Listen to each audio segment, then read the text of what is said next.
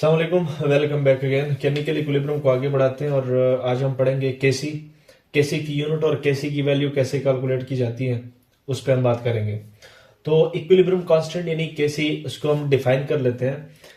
It is the ratio between reactant and product. ये reactant और product के दरमियान एक कैलकुलेटेड रेशियो है और इसको हम ओनली कैलकुलेट करते हैं इक्विलिब्रियम पॉइंट पे, यानी जब फॉरवर्ड रिएक्शन बैकवर्ड के बराबर हो जाए उस वक्त हम केसी की वैल्यू कैलकुलेट करते हैं। The value of KC will decide the extent of reaction, यानी ये वैल्यू जो है केसी का जो भी आएगा वो एक्सटेंट ऑफ केमिकल एक्सटेंट की जो मेन रीजन है यहाँ पर, जो मैंने एक्सप्लेनेशन में मैं वो यू दूंगा कि जो रिएक्शन है उसने तो इक्विलिब्रियम तो मेंटेन कर लिया। इक्विलिब्रियम मेंटेन कर लिया मतलब रिएक्शन जो है वो कुछ नहीं देने वाला आगे, वो तकरीबन हम यूं कह सकते हैं कि मतलब उसका नेट आउटकम जो है वो जीरो होगा। तो जब उसका इक्विलिब्रियम मेंटेन हो गया तो उस इक्विलिब्रियम पे आया हमारे पास प्रोडक्ट ज्यादा है या रिएक्टेंट ज्यादा है। अगर रिएक्टेंट ज्यादा हुए, इक्विलिब्रियम पे रिएक्टेंट ज्यादा हुए, तो हम ये सोचेंगे कि जो इक्विलिब्रियम मेंटेन हुआ उसमें जो रिएक्शन है वो फॉरवर्ड कम गया हुआ है, यानी एक्सटेंट ऑफ केमिकल रिएक्शन कितना हुआ है रिएक्शन। तो हमारे पास कितना एक रिएक्शन हुआ है उसको एक्सप्लेन करने के लिए, उसको बताने के लिए हमारे पास कौन सी वैल्यू करामद आती है, वो केसी की वैल्यू आती है।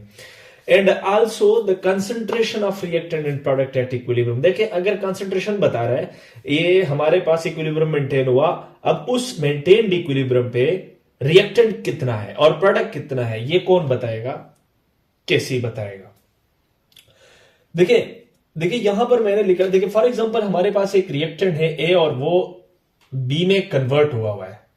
अब लेट्स सपोज हम यू कह सकते हैं कि केसी जो है, केसी तो इक्विलिब्रियम में कैलकुलेट होता है। अब केसी की जो वैल्यू है वो हमें यह बताएगा कि जो इक्विलिब्रियम आपने मेंटेन कर लिया उस पे ए कितने की मिकदार में रह गया है, क्योंकि रिएक्शन तो फॉरवर्ड और बैकवर्ड दोनों किया हुआ है, तो ए भी होगा और बी भी होगा। ए कितना है और बी कितना है ये बताने के लिए कौन सी वैल्यू यूज की जाती है? केसी की वैल्यू।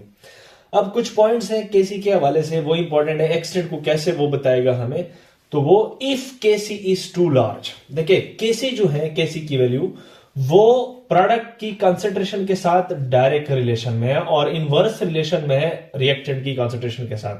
अगर केसी की वैल्यू ज्यादा होती है, तो अगर केसी की वैल्यू ज्यादा होगी तो हमारे पास किसकी कंसेंट्रेशन ज्यादा होगी? प्रोडक्ट की कंसेंट्रेशन ज्यादा होगी। यानी अगर केसी की वैल्यू ज्यादा है तो ये ऐसे इक्विलिब्रियम मेंटेन हुआ कि बी की कंसेंट्रेशन जो है वो क्या होगी? ज्यादा होगी, यानी प्रोडक्ट की कंसेंट्रेशन ज्यादा होगी। और ये रिएक्शन हमारे पास हमारे लिए हेल्पफुल है, क्योंकि प्रोडक्ट तो हमें चाहिए होता है। तो इस लिहाज से अगर केसी की वैल्यू टू लार्ज है, बहुत ज्यादा है, तो हमारे पास प्रोडक्ट की कंसेंट्रेशन जो है वो ज्यादा होगी। अगर हमारे पास केसी की वैल्यू कम है तो रिएक्टेंट की कंसेंट्रेशन जो है वो क्या होगी? ज्यादा होगी। क्लियर है? मतलब लेट्स सपोज केसी की वैल्यू 10 की पावर 30 है, लेट्स सपोज, तो कौन ज्यादा होगा? 10 की पावर 30। इसका मतलब यह है कि प्रोडक्ट बहुत ज्यादा होगा। अगर केसी की वैल्यू 10 की पावर -30 है, इसका यह मकसद है कि रिएक्टेंट बहुत ज्यादा है, क्योंकि केसी इनवर्स रिलेशन में रिएक्टेंट के साथ।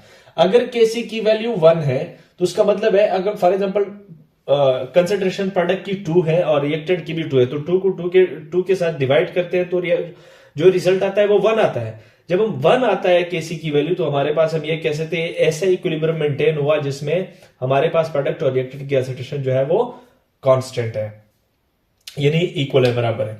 तो if KC value is small the reactant amount will be high. अब ये मैंने आपको बता दिया। If KC is equal to 1 then reactant and product are equal. KC की वैल्यू अगर 1 हो तो प्रोडक्ट और रिएक्टेंट की जो कंसेंट्रेशन है वो इक्वल होगी।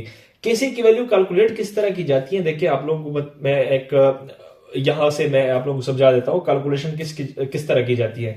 केसी की जो इक्वेशन है वो KC is equal to product divide by reactant, इसकी रेशियो है। देखिए हमारे पास यहां पर एक इक्वेशन है, कोई इस तरह इक्वेशन दिया होगा H2 + I2 एक बैलेंस केमिकल इक्वेशन है। उसमें X अमाउंट दिया होगा, किसका दिया होगा? H2 का। और X अमाउंट दिया होगा, कुछ मोलर अमाउंट दिया होगा I2 का, और कुछ मोलर अमाउंट बन गया होगा, वो भी दिया होगा हमारे पास HI का।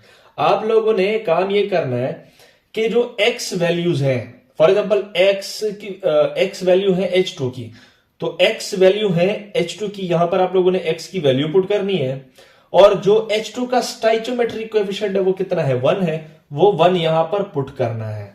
और इसी तरह Cl2 I2 की वैल्यू जो है वो x है, यहां पर उसका स्टाइचोमेट्रिक कोएफिशिएंट ऊपर लिखना है।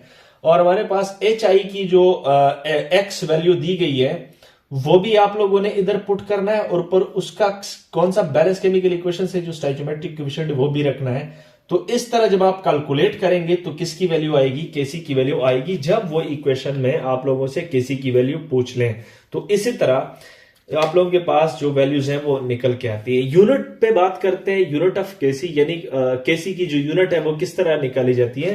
देखिए, कोई भी रेशियो, उसकी रेशियो जो है उसकी कोई खास यूनिट नहीं होती। रेशियो के अंदर जो एलिमेंट्स आते हैं, जो कंस्टिट्यूएंट आते हैं, वो डिसाइड करते हैं एक रेशियो की जो यूनिट है। इसी तरह केसी भी एक रेशियो है, और केसी की रेशियो जो है उसकी, केसी की खुद की कोई यूनिट नहीं होती। उसकी यूनिट कौन डिसाइड करता है, केमिकल इक्वेशन डिसाइड करती है। फॉर एग्जांपल हमारे पास H2 और Cl2 2HCl बना रहा है।